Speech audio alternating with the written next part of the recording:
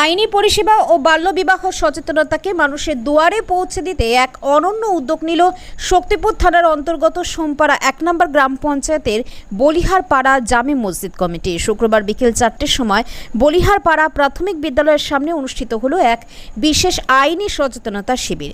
উক্ত শিবিরে উপস্থিত ছিলেন শক্তিপুর থানার ওসি ইন্দ্রনীল মাহান্ত, ছোটবাবু শফিকুল ইসলাম এবং বেলডাঙ্গা 2 পঞ্চায়েত সমিতির বিডিও তুহিন কান্তি ঘোষ।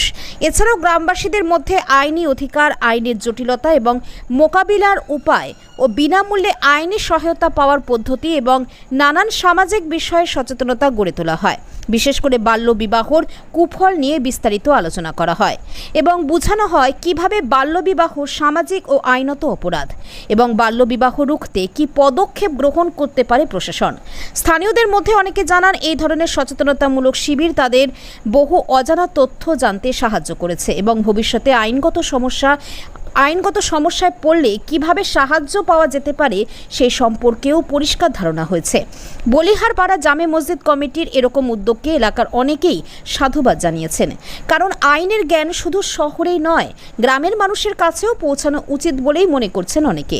বলিহারপাড়া জামে মসজিদ কমিটির কর্তৃপক্ষের এরকম মানবিক পদক্ষেপ নিঃসন্দেহে প্রশংসনীয়।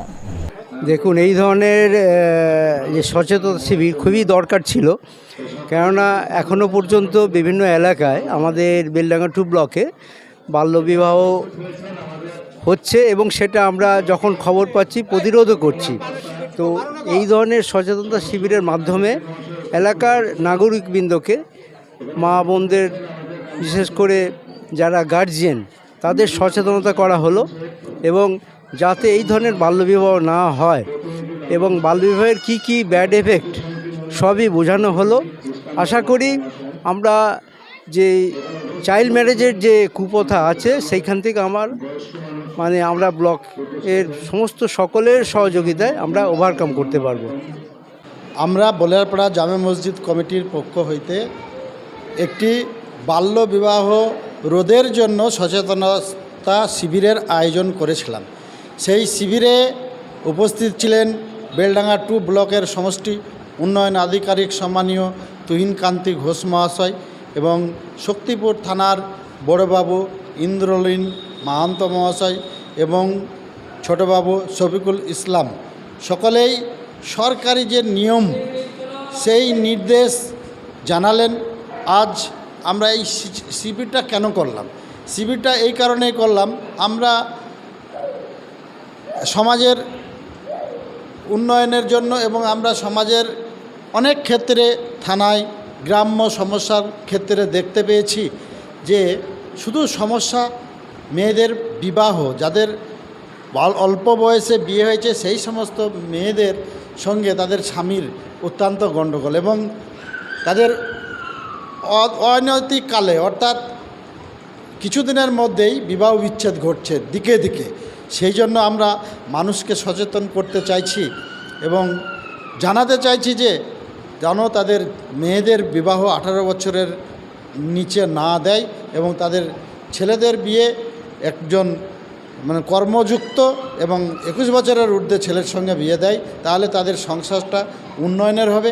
তাদের শিশুদের যখন জন্মগ্রহণ করবে তাদের সুশিক্ষায় শিক্ষিত করতে পারবে।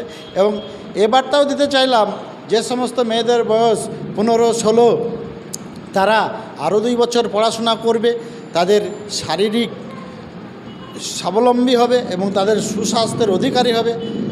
সুস্বাস্থ্যের অধিকারী হতে হতে তারা সরকারি প্রকল্পের সুবিধাগুলোও পেয়ে যাবে। যেমন মাননীয় মুখ্যমন্ত্রী মমতা বন্দ্যোপাধ্যায় উচ্চশিক্ষায় শিক্ষিত করার জন্য মেয়েদের কন্যাশ্রী প্রকল্পের চালু করেছেন এবং স্কলারশিপের চালু করেছেন, সবুজ সাথীর সাইকেল দিয়েছেন এবং তাদের 18 বছর পার হয়ে গেলে রূপশ্রী প্রকল্পের সুবিধা দিয়েছেন। এই সুবিধাগুলো তারা নিয়ে, মোবাইলের ব্যবস্থা করেছেন, নিয়ে তারা 18 বছর পূর্ণ হলেই যেন সরকারি নিয়ম মোতাবেক বিবাহে আবদ্ধ হোক, তারা সুখে শান্তিতে সংসার করুক। এই বার্তা যারা সোশ্যাল মিডিয়ায় শুনবেন, গ্রামে আমরা করেছি, যারা নিজের মুখে শুনেছে, সোশ্যাল মিডিয়াতেও যেনারা শুনবেন তেনারাও চেষ্টা করবেন তাদের ছেলে মেয়েকে 18 বছরের ঊর্ধ্বে মেয়েদের এবং 18 বছরের ঊর্ধ্বে ছেলেদের বিয়ে যেন দেয়। এই অনুরোধ আমি প্রত্যেক নাগরিকের কাছে রাখছি।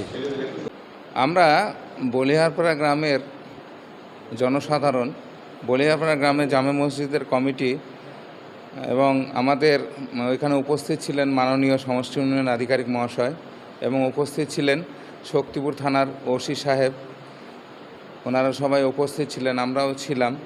এখানে অনেক মানুষ, মহিলা পুরুষ সবাই জমায়েত ছিল। জমায়েতের মধ্য দিয়ে মানুষকে বার্তা দিলাম যাতে করে একটা নাবালিকা যার সক্ষমতা নাই সেই অবস্থাতে 18 বছরের নিচে কোনো মতেই যেন বিয়ে না দেওয়া হয় এবং পুরুষদের ক্ষেত্রে, ছেলেদের ক্ষেত্রে 21 বছরের নিচে বিয়ে না দেওয়া হয়। আমরা মসজিদ কমিটি জানান দিলাম তাদেরকে যে যদি কোনো বিয়ে সংগঠিত হয় তাহলে আমরা মসজিদ কমিটি তাদের সাথে নাই এবং আইনগত দিক থেকে তাদের বাড়িতে যদি বিয়ের অনুষ্ঠান কিছু হয় তাহলে বিয়ের সেই মেয়েটির বাবা মা এবং যারা বিয়ের অনুষ্ঠান তৈরি করেছে তাদের সকলকে অ্যারেস্ট করা হবে এবং জামিন অযোগ্য ধারায় তাদেরকে চালান দেবেন, এই কথা স্থানীয় শক্তিপুর থানার ওসি সাহেব এই কথা জানান দেন। এবং আমরাও মানুষকে বোঝালাম কেন বিয়ে দেওয়া যাবে না, 18 বছরের নিচে কেন বিয়ে দেওয়া যাবে না সেটা মানুষকে বোঝালাম, মানুষকে আমরা সচেতন করলাম যাতে করে আগামী দিনে বলিহারপাড়া গ্রামে একটিও মহিলারও যেন 18 বছরের নিচে বিয়ে না দেওয়া হয়। 18 বছরের নিচে বিয়ে না দিলে আরেকটা 18 বছরের উপরে যদি বিয়ে দেওয়া হয় তাহলে সরকারি প্রকল্প যেটা আছে রূপশ্রী প্রকল্প, সেই প্রকল্পের আওতাধীন হতে পারবে এবং এককালীন সে 25,000 টাকা পাবে।